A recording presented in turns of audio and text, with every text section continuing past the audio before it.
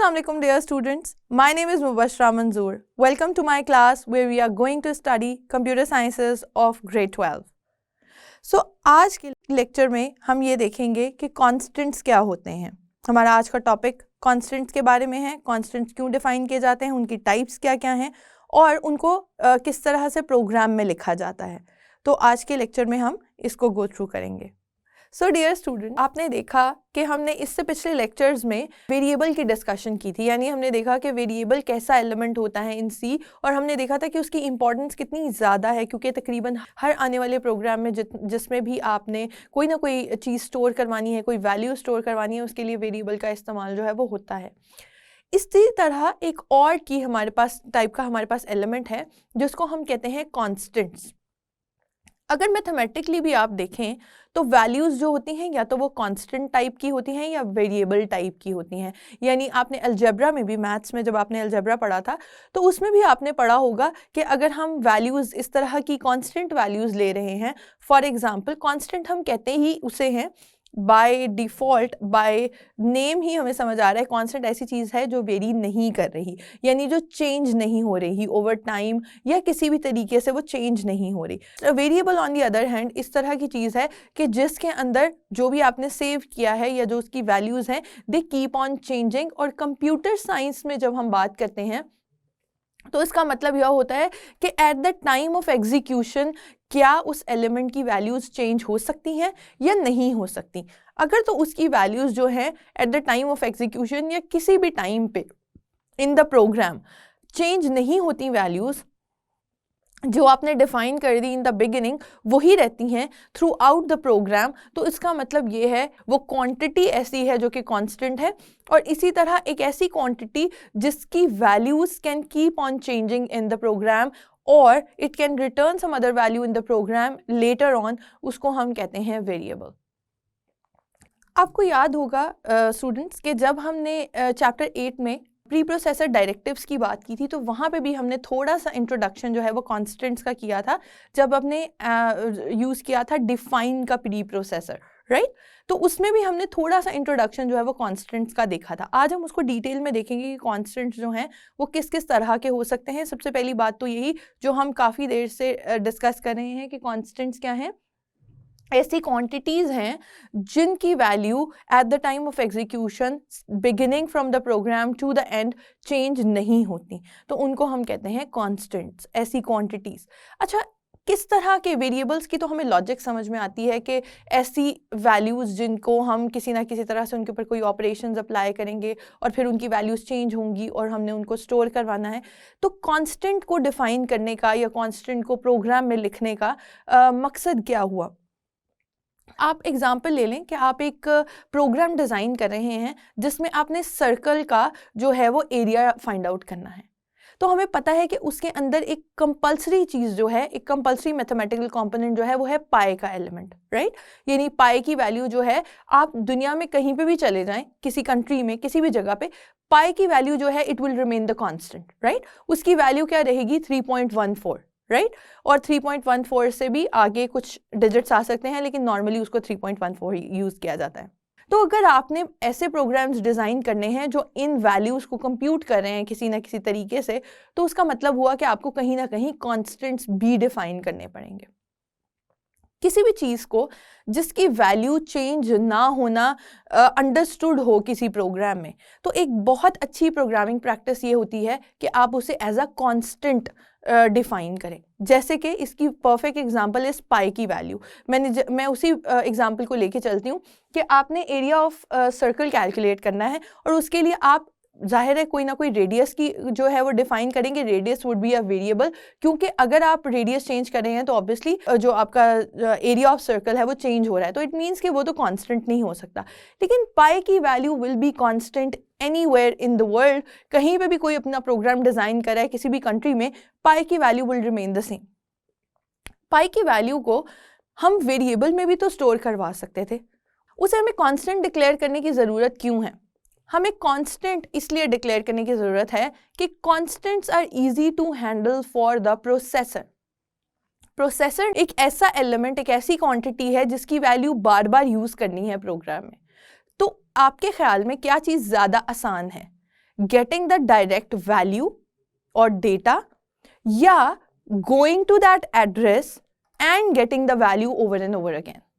Obviously the first case, क्योंकि constant जब store होते हैं मेमोरी में, हमने देखा था कि वेरिएबल को जब हम स्टोर करते हैं तो उसके बैक एंड पे एक मेमोरी लोकेशन जो है वो उसको असाइन हो जाती है और उसके अंदर उसकी वैल्यू जो है इट कीप्स ऑन अपडेटिंग, या उसके हिसाब से जो भी ऑपरेशन हम जिस तरह वो चेंज हो रहा होता है उसकी वैल्यूज़ भी उस मेमोरी लोकेशन पे चेंज हो रही होती हैं।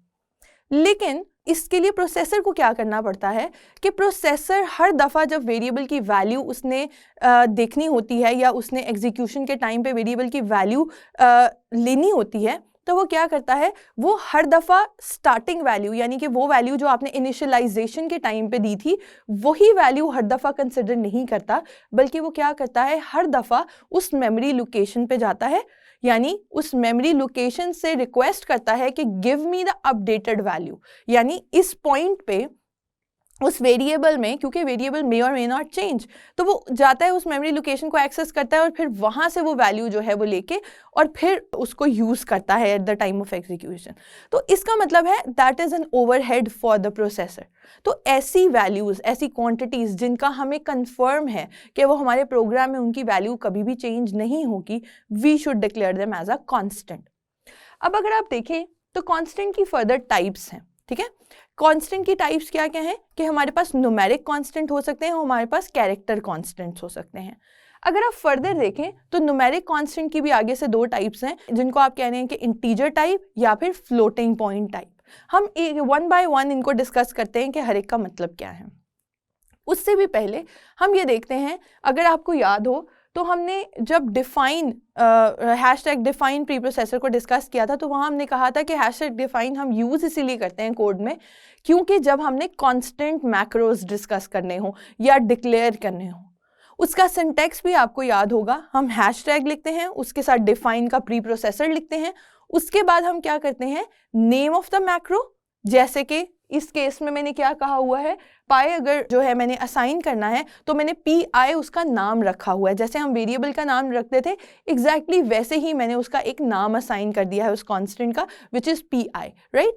और उससे नेक्स्ट क्या चीज़ है, उसका एक्सप्रेशन। सो सिंटेक्स वाइज अगर हम देखें तो ये चीज़ जो है वो कंप्लीट हो गई कि सबसे पहले हमने हैशटैग मेंशन कर दिया, उसके आगे हमने उस कांस्टेंट का नाम लिख दिया, जो कि इस केस में पाए है, आप पी भी लिख सकते थे, कोई और नाम भी दे सकते थे, जैसे कि हमने ऑलरेडी वेरिएबल के केसेस में भी देखा है कि नाम हम अपनी मर्जी से असाइन कर सकते हैं। उसी के साथ हमने उसका एक्सप्रेशन या वैल्यू लिख देनी है। अब कांस्टेंट की वैल्यूज जैसे मैंने पहले कहा कि दो तरह की हो सकती हैं, यहाँ तो वो कंप्लीटली क्या होंगी, न्यूमेरिक कांस्टेंट्स होंगे, और या फिर वो क्या होंगे, कैरेक्टर कांस्टेंट्स होंगे। न्यूमेरिक कांस्टेंट से आपके जहन में क्या चीज़ आती है? जब भी न्यूमेरिक का वर्ड यूज होता है इसका मतलब ही है कि समथिंग रिलेटेड टू डिजिट्स और नंबर्स। न्यूमेरिक का वर्ड ही नंबर्स से एक्सट्रैक्टेड है, तो इसका मतलब ये है कि it has something to do with the numbers. अब हमें ये पता है कि नंबर्स तो 5 भी एक नंबर है, 25 भी एक नंबर है, 35.467 भी एक नंबर है। इसी तरह जो आपके पास होते हैं -32 वो भी एक नंबर है, वो भी एक न्यूमेरिक वैल्यू है। तो इसका मतलब हुआ कि हमारे पास इन फर्दर न्यूमेरिक कांस्टेंट्स हमारे पास फर्दर भी उसकी टाइप्स आ सकती हैं, जो कि हो गए इंटीजर टाइप्स या फिर फ्लोटिंग पॉइंट टाइप्स। जब हम इंटीजर टाइप की बात कर रहे हैं तो इंटीजर टाइप कांस्टेंट का मतलब ये है कि उसके अंदर डिस्क्रीट वैल्यू आ सकती है जो कि इंटीजर टाइप की होगी, be it a negative integer और a positive integer, doesn't matter, लेकिन वो उसके अंदर आ सकता है इंटीजर टाइप के कांस्टेंट के अंदर। इसी तरह अगर हम बात करते हैं floating point constants, floating point का मतलब सिंपली ये है कि actually takes fractional values as well, यानी कि जो फ्रैक्शनल वैल्यूज का डेटा होता है वो भी जब हम हैंडल करते हैं तो आप उसको फ्लोट या फ्लोटिंग पॉइंट नंबर्स जो है वो कहते हैं, ठीक है। हम डेटा टाइप्स में भी ये चीज़ सिमिलर तरीके से पढ़ेंगे कि फ्लोट डेटा टाइप का मतलब ही ये है कि आप उसमें फ्रैक्शनल वैल्यूज ले सकते हैं, for example 3.14, for example 10.789, so that are the values जिनके अंदर डेसिमल पॉइंट के बाद भी कुछ वैल्यूज आती हैं, तो they are different than integers.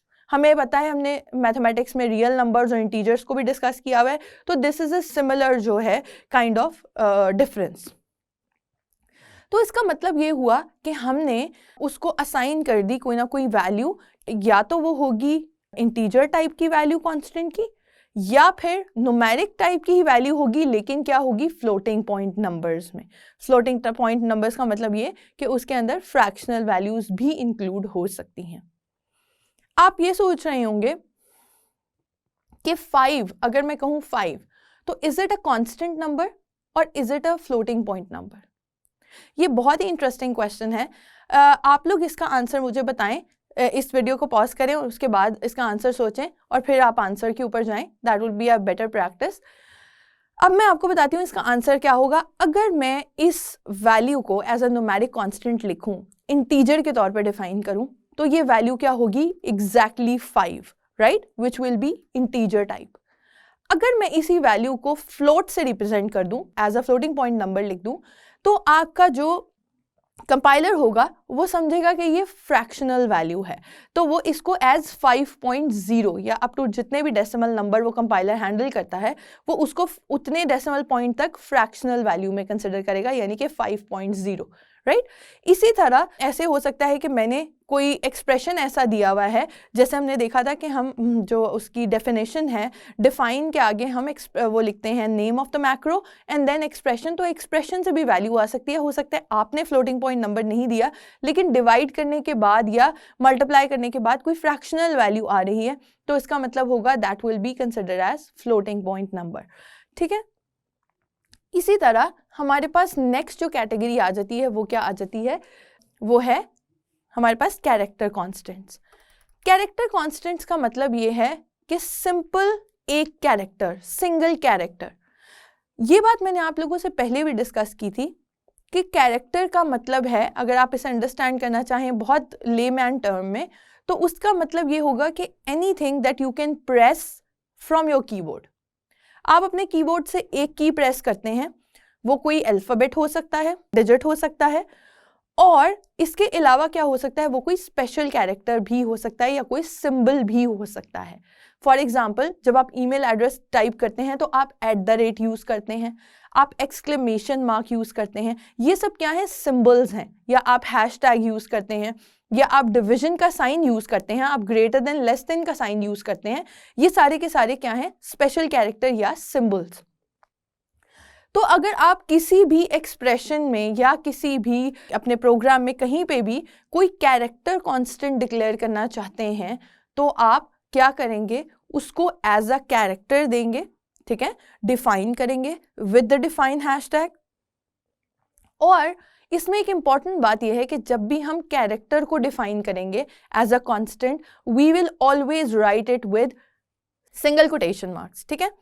जब भी हम इनको डिफाइन करेंगे, जब भी हम कैरेक्टर लिखेंगे, आप इवन प्रोग्राम्स में फर्दर भी देखेंगे कि जब भी हम कैरेक्टर्स को रिप्रेजेंट करते हैं या कैरेक्टर कॉन्स्टेंट्स को रिप्रेजेंट करते हैं, तो हम हमेशा सिंगल कोटेशन मार्क्स के साथ उसको रिप्रेजेंट करते हैं।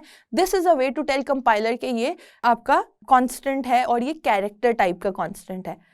अब एक और यहाँ पे बड़ा इंपॉर्टेंट डिफरेंस ये है कि मेरे पास न्यूमेरिक वैल्यूज़ में भी, मैंने आपको जैसे पहले बताया था, ऐसे हो सकता है कि मेरा कांस्टेंट की वैल्यू 2 है, और मेरे पास जो कैरेक्टर्स हैं, मैंने आपसे कहा था कोई भी ऐसी की जो आप प्रेस कर सकते हैं from your keyboard is a character.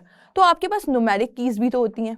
तो इसका मतलब ये है कि अगर मैं 2 को as a numeric character represent कर रही हूँ, तो I have to represent it with the quotation marks, right. लेकिन अगर आप उसे एज अ न्यूमेरिक कांस्टेंट जो है वो रिप्रेजेंट कर रहे हैं, तो उसके लिए फिर ज़रूरी नहीं है कि आप उसको कोटेशन मार्क्स में दें, ठीक है। लेकिन यहाँ पे एक इम्पॉर्टेंट बात यह है कि कैरेक्टर का मतलब है single character only, single symbol, single letter, single numeric value, ठीक है, डिजिट। तो उसका मतलब यह है कि सिर्फ जब सिंगल एलिमेंट होगा उसी को आप कैरेक्टर कह सकते हैं। Let's take some of the examples, ताकि हमें ज़्यादा बेहतर क्लियर हो जाए कि हमने कांस्टेंट को किस तरह से रिप्रेजेंट करना है into our programs. So let's move on to the whiteboard, ताकि हम कुछ ऐसी एग्जाम्पल्स देख लें कि हम किस तरह से अपने प्रोग्राम में कांस्टेंट्स को रिप्रेजेंट करेंगे। सो जैसे कि हमने डिस्कस किया, कांस्टेंट्स जो हैं वो फर्दर न्यूमेरिक और कैरेक्टर टाइप के हो सकते हैं, और जो न्यूमेरिक टाइप्स हैं वो भी फर्दर इंटीजर या फ्लोटिंग पॉइंट नंबर टाइप हो सकती हैं। तो अगर हम देखें तो किस किस तरह की वैल्यूज़ जो हैं वो आपके पास किस कैटेगरी में आ सकती हैं, उससे भी पहले हम ये देखेंगे कि इसका सिंटेक्स क्या था। हमने कहा था कि हम हैशटैग डिफाइन को यूज़ कर सकते हैं in order to represent characters. हम देखें अगर तो हमारे पास क्या आ रहा है, इसका सिंटेक्स क्या था, हैशटैग डिफाइन का प्री प्रोसेसर, उसके आगे हम एक थोड़ी सी स्पेस देते हैं और उसके आगे लिखते हैं name of the constant,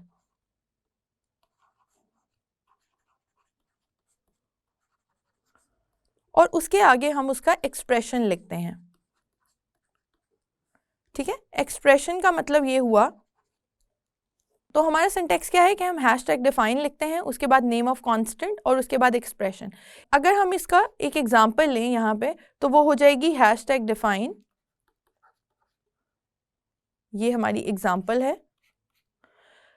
define के आगे name of constant, for example मैं ग्रेविटेशनल कांस्टेंट जो है उसको डिफाइन कर रही हूँ, तो मैं इसे कह देती हूँ कि ये जी से रिप्रेजेंट हो रहा है, मैंने उसको एक नाम असाइन कर दिया। मैं इसे ग्रेविटेशनल कांस्टेंट भी कह सकती थी, और उसका एक्सप्रेशन यानी कि उसकी वैल्यू क्या है, तो मैं यहाँ लिख देती हूँ 9.8। ठीक है, तो इसका मतलब हुआ कि ये हमारा कांस्टेंट डिफाइन हो गया। अब मुझे आप बताएं कि ये किस तरह का कांस्टेंट है। एग्जैक्टली ये फ्लोटिंग पॉइंट टाइप का न्यूमेरिक कांस्टेंट हमने डिफाइन किया। हमें कैसे पता चला कि ये फ्लोटिंग पॉइंट का न्यूमेरिक कांस्टेंट है, क्योंकि एक कांस्टेंट है जिसकी जो वैल्यू है वो न्यूमेरिक वैल्यू है, और न्यूमेरिक वैल्यू में फर्दर वो इंटीजर टाइप नहीं है बल्कि वो फ्लोटिंग पॉइंट नंबर टाइप है। तो इसका मतलब ये है कि ये हमारे पास फ्लोटिंग पॉइंट टाइप का न्यूमेरिक कांस्टेंट जो है वो हमने डिक्लेयर कर दिया है। इसी तरह से अगर मैं ये कहूँ कि मैंने जो है एक कांस्टेंट डिफाइन किया है जो कि है ग्रेविटेशनल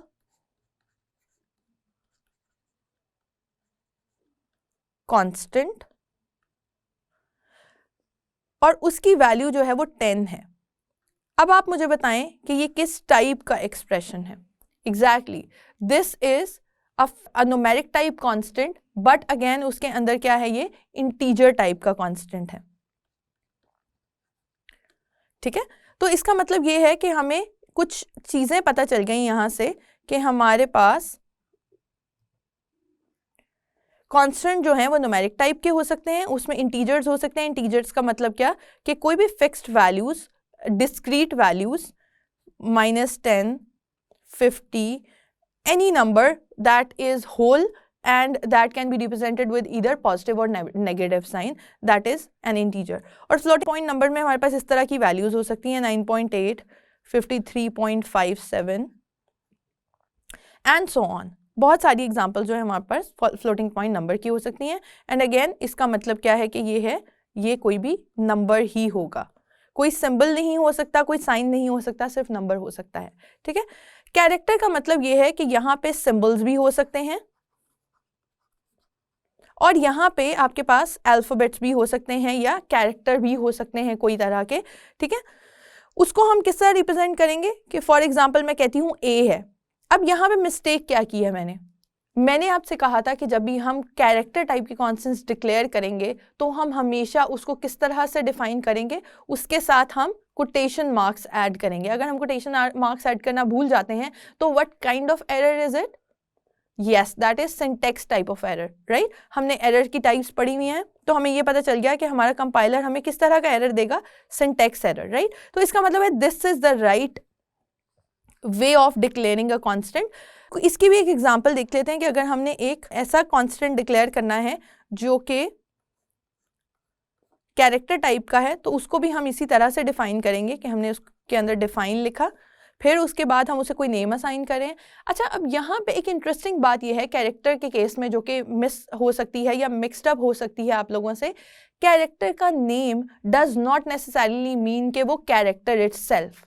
इस बात का क्या मतलब कि मैं आपसे कहती हूँ कि मैंने एक कांस्टेंट बनाना है अल्फाबेट टाइप का, ठीक है, तो मैं लिखती हूँ अल्फाबेट ALPH, मैंने उसको नाम दे दिया, ठीक है। तो ये जो नाम है दैट मस्ट बी देयर, ये क्या है, कांस्टेंट का नेम। जो मैंने इसको असाइन किया है। यानी मैंने कहीं पे भी अगर इस कांस्टेंट को दोबारा कॉल करना होगा तो मैं इस पर्टिकुलर नाम से उसको कॉल करूंगी, लेकिन उसकी जगह वो वैल्यू क्या यूज़ होगी, वो वाली वैल्यू यूज़ होगी जो मैंने कोटेशन मार्क्स में लिखी होगी। ठीक है, कोटेशन के साथ मैं जो भी कैरेक्टर इसको असाइन करूंगी वो इसकी वैल्यू होगी। ठीक है, it is a little confusing in this one, क्योंकि इसमें अल्फ़ाबेट्स जो हैं वो नेम्स में भी आते हैं और इट्स सेल्फ वैल्यू भी जो है वो आपकी सिंबल या अल्फ़ाबेट टाइप हो सकती है। तो इसीलिए अब हम क्या करेंगे कि इसके आगे हमने इसका एक्सप्रेशन देना है। तो फॉर एग्जाम्पल मैं इसमें आई स्टोर करवा देती हूँ। अब इसका मतलब क्या हुआ कि ये क्या है, इसका एक्सप्रेशन है या इसकी वैल्यू है जो इसने हमें रिटर्न करनी है। जब भी मैं अल्फा, ये एल्फ, मैंने ALPH से उसका नाम ALPH रखा है, elf.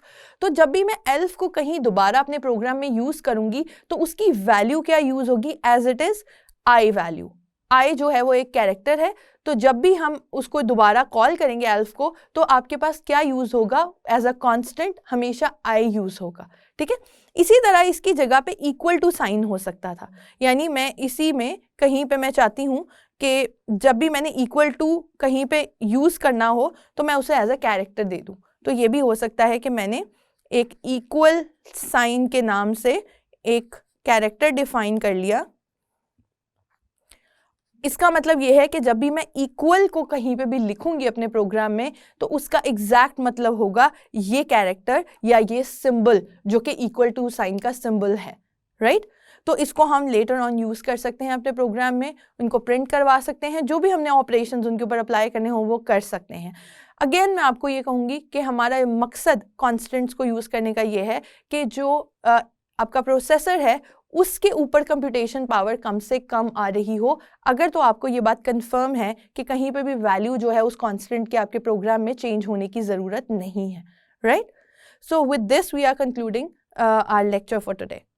So students, I hope आज का लेक्चर जो है वो आपको समझ में आ गया होगा। आपने ये देखा होगा कि हमारे पास कांस्टेंट जो है वो वेरिएबल से किस तरह से डिफरेंट हैं, उनको डिक्लेयर करने का मकसद क्या है प्रोग्राम में, और उनको डिक्लेयर करने का सिंटैक्स क्या क्या था, उनकी फर्दर टाइप्स क्या क्या हैं हमने ये भी देखा, और उन टाइप्स में आपस में डिफरेंसेस क्या क्या हैं, और जब वो मेमोरी में सेव होते हैं तो उनका वेरिएबल से किस तरह से जो है वो सेव होने का तरीका डिफरेंट है, ये भी हमने इस लेक्चर में देखा था। सो अच्छी प्रोग्रामिंग प्रैक्टिस ये है कि जब भी आपका कोई ऐसा वेरिएबल, कोई ऐसी क्वांटिटी हो जिसका आपको पता है, कंफर्म है कि उसकी वैल्यू चेंज नहीं होगी, you always declare it as a constant. It is a very good programming practice because it saves the capability और the complexity of your processor, right? So with this we are going to end our lecture today, and in next lecture we are going to discuss data types.